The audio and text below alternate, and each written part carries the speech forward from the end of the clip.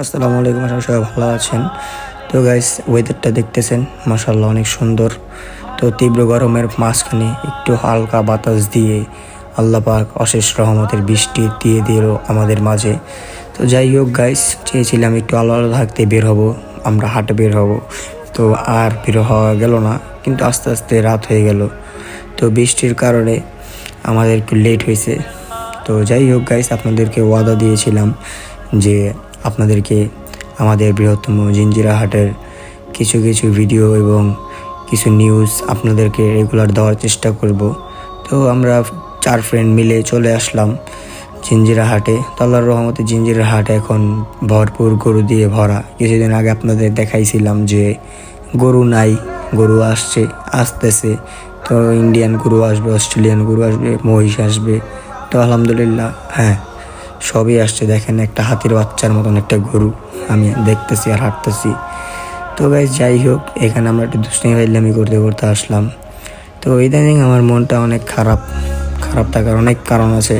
কারণগুলো আপনাদের মাঝখানে কোনো একদিন শেয়ার করা হবে। তো গাইজ দেখুন, গরুটা কি সুন্দর আদর করতেছি আমরা। আদর করার ফাঁকে ফাঁকে আমি চেষ্টা করতেছিলাম আমার মনে যত কষ্ট আছে গরুদের সাথে বিলিয়ে দেওয়ার। এই যে দেখুন, ইন্ডিয়ান বোল দেখালাম আপনাদের। নোমান আবার ভিডিও করতেছে, আবার এই গরুটাকে আদর করতেছে। গরুটা দেখতে পুরো একদম ব্ল্যাক প্যান্থারের মতন। তো গাইস, এই যে দেখুন, আমরা একটু হাঁটাহাঁটি করে ব্ল্যাক প্যান্থারের সাথে ইন্ডিয়ান একটা বোল গরু আছে, 2টা বোল গরু। তো যেভাবে বলছিলাম যে ইন্ডিয়ান গরু আসবে। তো গাইস দেখেন আমার দুষ্টামি, যতই মন খারাপ থাকুক না কেন, বন্ধু বান্ধবের সাথে বের হলে মনটা হালকা হয়ে যায়। তো এই যে গরুটা দেখুন, রোমেকে একটু ধাক্কা দিল রোমের, ও মাই গড। তো গাইস দেখতে থাকুন আমাদের এই ভিডিওটা। মোটামুটি আপনাদেরকে যথেষ্ট পরিমাণ মেসেজ দেওয়ার চেষ্টা করেছি।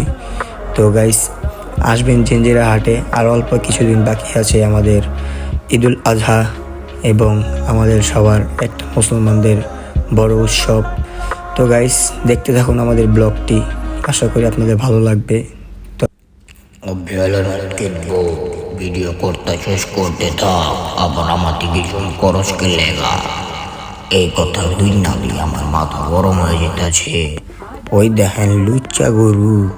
যাই হোক গা, মাঝখানে আমার আবার ইন্ডিয়ান গরু কি হুনায় দিল। যাক, শুনলাম। এখন আমার খালি হুনার সময়, যখন আমার কওয়ার সময় থাকবো তখন থাকবোই না। যাই হোক গাইস, এনজয় করুন। এইটা দেখেন, একটা পাহাড়, কি বলবো, এটাকে দেখে আমাদের রোমিও কোথায় উঠে গেছে দেখবেন আপনারা। দেখতে থাকুন।